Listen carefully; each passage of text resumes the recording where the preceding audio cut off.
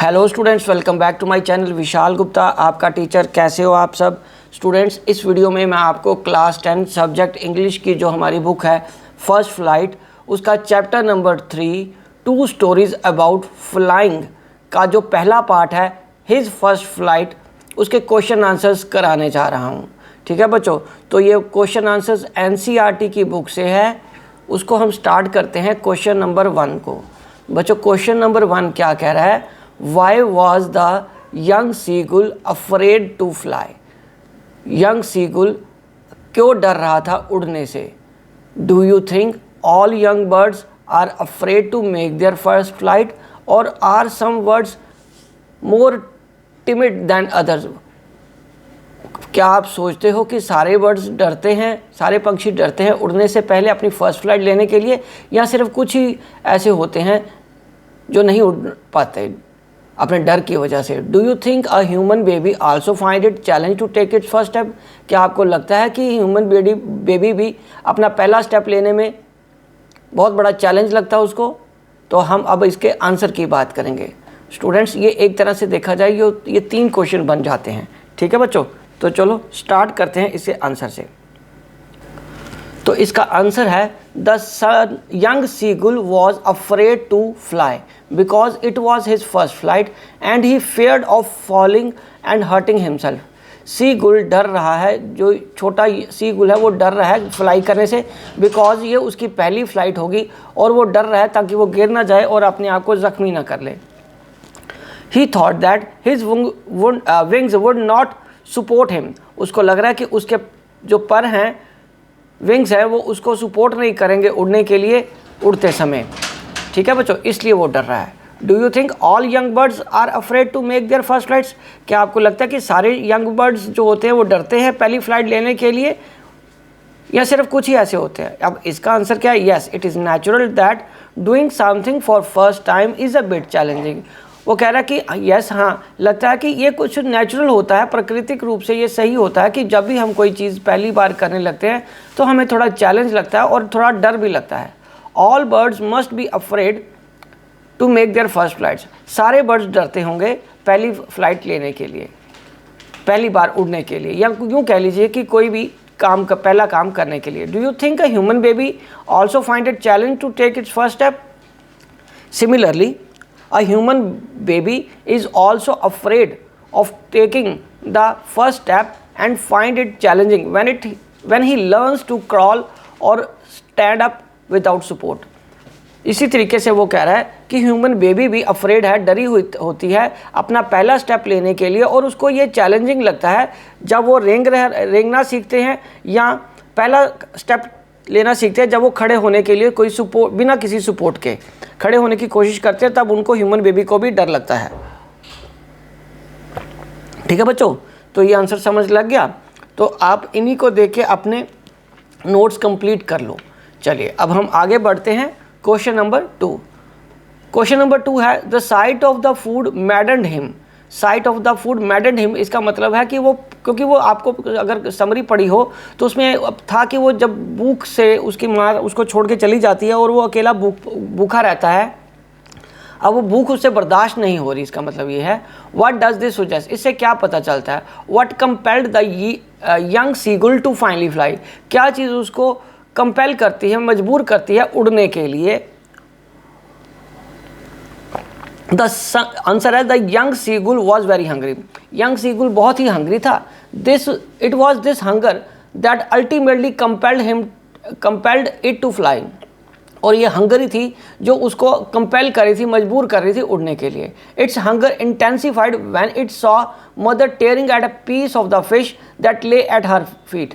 अब ये भूख और उसकी बढ़ गई जब उसने देखा कि उसकी माँ एक छोटा सा मछली का टुकड़ा अपने पाँव की तरफ तोड़ के रख रही है। It cried to her begging her to get some food. वो चिल्लाया अपनी माँ पे कि मुझे कुछ खाना दे दो। When its mother came towards it food in her beak it screamed with joy and anticipation. जब उसकी माँ मुंह अपनी चोंच में खाना लेकर उसकी तरफ बढ़ी तो वो चिल्लाया और खुशी से झूमा। However he stopped midway. हालांकि वो रुक गई आधे रास्ते में। इट अबंडेड why she didn't come nearer. वही इट वंडर्ड, वो डर गया, वो हैरान हो गया कि माँ उसकी तरफ क्यों नहीं आई, उसके पास क्यों नहीं आई, उसके नज़दीक क्यों नहीं आई।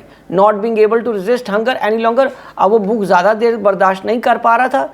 It dived at the food in its mother's beak, तो अब वो उसने डाइव लगाया और अपनी मदर की चोंच की तरफ गया खाना लेने के लिए। At that moment his hunger overpowered his fear of great expanse of sea beneath the cliff, अब उसकी भूख ने ओवर पावर कर दिया था उसके डर को, जो कि समुद्र से उसको तैरना सीखना पड़ना था अब मछली पकड़ने के लिए। आई एम सॉरी, तैरना नहीं, उड़ना सीखना पड़ना था अब समुद्र से मछली पकड़ने के लिए, अब ताकि वो अपनी भूख को शांत कर सके। Finally this plunge was followed by the natural reaction of the its body, अब उसको वो नेचुरल रिएक्शन लेना ही था जो उसकी बॉडी में था कि उसको उड़ना पड़ेगा, क्योंकि वो भूखा था। भूखा होने की वजह से वो बर्दाश्त नहीं कर पा रहा था, उसका डर खत्म हो गया, क्योंकि अब वो समझ गया कि अपनी भूख मिटाने के लिए अब उसको तैरना पड़ेगा, क्योंकि अगर वो उड़ना पड़ेगा। जब वो उड़ना ही नहीं सीखेगा, उड़ ही नहीं पाएगा, तो समुद्र से मछली कैसे पकड़ पाएगा या कहीं और उड़ के अपना खाना कहाँ से ले पाएगा। ठीक है बच्चों, चलिए अब हम आगे बढ़ते हैं क्वेश्चन नंबर 3 की तरफ। They were beckoning to him, calling shrilly. What did Seagull's father and mother threaten him and cajole him to fly? वो क्यों उस पर चिल्ला रहे थे, क्यों सीगुल के माता पिता उसको धमकी दे रहे थे और उसको उड़ने के लिए मजबूर कर रहे थे। Seagull's parent had tried everything. Seagull के पेरेंट्स ने सब कुछ ट्राई किया, but he was reluctant to fly, पर वो आनाकानी कर रहा था, मना कर रहा था उड़ने के लिए। Due to the fear of falling down, गिर जाने के डर से, जाहिर है यही डर था उसको सिर्फ। He looked at his brothers and sister, उसने अपने भाइयों की तरफ और अपनी बहन की तरफ देखा, but wouldn't make any efforts, पर कोई एफर्ट नहीं किया। That's why the whole family had left him alone, इसलिए उसके परिवार ने उसको अकेला छोड़ दिया।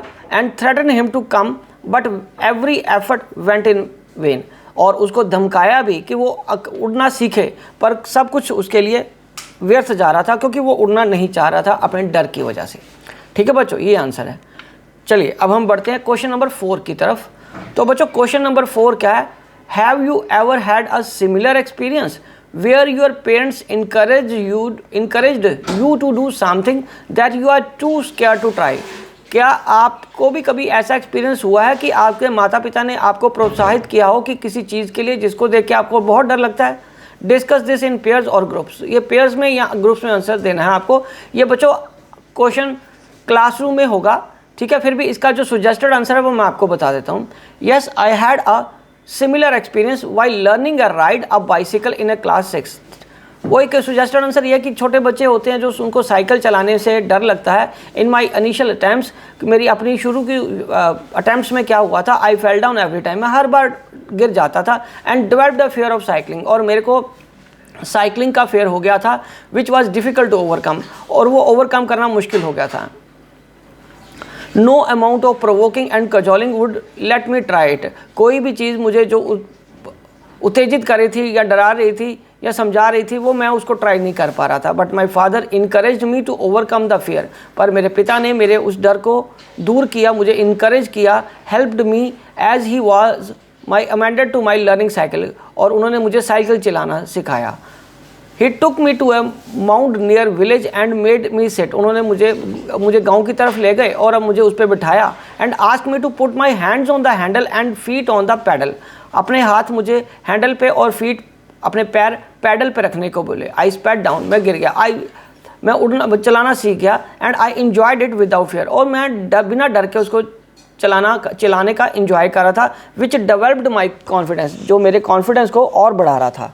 Thus I overcome my fear of cycling and started riding a cycle after a few practices, और इससे मेरा साइकिल चलाने का डर चला गया, ख़त्म हो गया, और मैं धीरे धीरे साइकिल चलाने में प्रैक्टिस करने लगा, और थोड़ी प्रैक्टिस करने के बाद मुझे अच्छे तरीके से साइकिल चलाना आ गया। तो बच्चों ये क्वेश्चन, जैसे कि मैंने आपको बताया कि ये एक सजेस्टेड आंसर है, बट यही आंसर नहीं हो सकता। आपको अपना इंडिविजुअल जो भी फेयर है उसके बारे में लिखना पड़ेगा, और ये क्वेश्चंस का आंसर हर बच्चे का अलग भी हो सकता है। टीचर उसको गलत नहीं करेंगे, क्योंकि उन्होंने कहा कि आप अपना एक्सपीरियंस बताइए कि आपको किससे डर लगता था और आपके पेरेंट्स ने आपको कैसे इनकरेज किया वो काम करने के लिए। ठीक है बच्चों, चलिए अब हम आगे बढ़ते हैं क्वेश्चन नंबर 5 की तरफ, जो कि इस वीडियो का और इस चैप्टर का लास्ट क्वेश्चन है। ठीक है बच्चों। So in the case of a bird flying it seems a natural act and a foregone conclusion that it should succeed. In the examples you have given in answer to the previous question, was your success guaranteed or was it important for you to try regardless of possibility of failure? वो कह रहा है कि पिछले question को ही देखते हुए जो आपने अटेम्प्ट की थी, कोशिश करी थी, क्या कोशिश करना ज़रूरी है या सक्सेस की गारंटी होना ज़रूरी है? आप उसका मुझे आंसर कहता हूँ लिख के दो। इसका आंसर है बच्चों, we face some problems in the initial stage. हमें कुछ प्रॉब्लम्स आती हैं शुरुआत की स्टेज में, वाइल लर्निंग न्यू स्किल, जब भी हम कोई न्यू स्किल्स सीखते हैं, नया काम करना कुछ सीखते हैं। Due to the fear of failure, जब भी हम किसी डर से किसी फेल होने के डर से, वी हेजिटेट टू परफॉर्म, हम फेल नहीं होना चाहते, उस डर से हम हेजिटेट करते हैं उस टास्क को करने के लिए, and to do something new, और हम कोई नया चीज़ करने से डर जाते हैं। In case of seagull his parents cajoled him to fly, उसके पेरेंट्स ने उसको उड़ना सीखने के लिए मजबूर कर रहे थे, समझा रहे थे।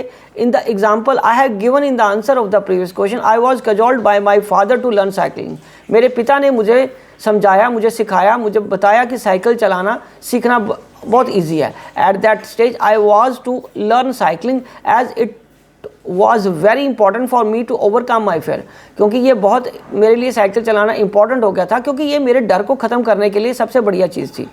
Yes my success was guaranteed, मेरी सक्सेस गारंटेड थी, because if someone is determine to do something, क्योंकि जब कोई एक व्यक्ति कोई काम करने के लिए डिटर्मिन हो जाए, मान ले कि ठान ले कि वो ये काम करके ही रहेगा, तो सक्सेस आना गारंटेड है, अश्योर्ड है। Moreover as said practice means makes a man perfect, और ये बात आपने सुनी होगी कि practice makes a man perfect. जब भी आप कोई काम प्रैक्टिस से करोगे तो उसमें आप परफेक्ट हो ही जाओगे। तो अटेम्प्ट करना बहुत ज़रूरी है। जब तक आप अटेम्प्ट नहीं करोगे, सीखोगे नहीं, अपने उस डर को ओवरकम नहीं करोगे, तो गारंटेड है सक्सेस नहीं आएगी। और सक्सेस गारंटेड कब हो जाती है कि सक्सेस ज़रूर आएगी, जब आप कोशिश करते हो। तो इसलिए बच्चों आपको नए काम को करने में हेजिटेट नहीं होना चाहिए। ये इस क्वेश्चन का आंसर है। ठीक है बच्चों। तो बच्चों ये क्वेश्चंस पाँचों के पाँचों कंप्लीट हो गए और मैं ये वीडियो यहीं कंक्लूड करता हूँ। बट एक बार आपको फिर याद दिला देना चाहता हूँ कि यदि आपने मेरे चैनल को अभी तक सब्सक्राइब नहीं किया हुआ तो आप मेरे चैनल को सब्सक्राइब ज़रूर कर लीजिए। So wishing you good luck, और इसको देख के अपने नोट्स कंप्लीट कर लीजिए। Good luck.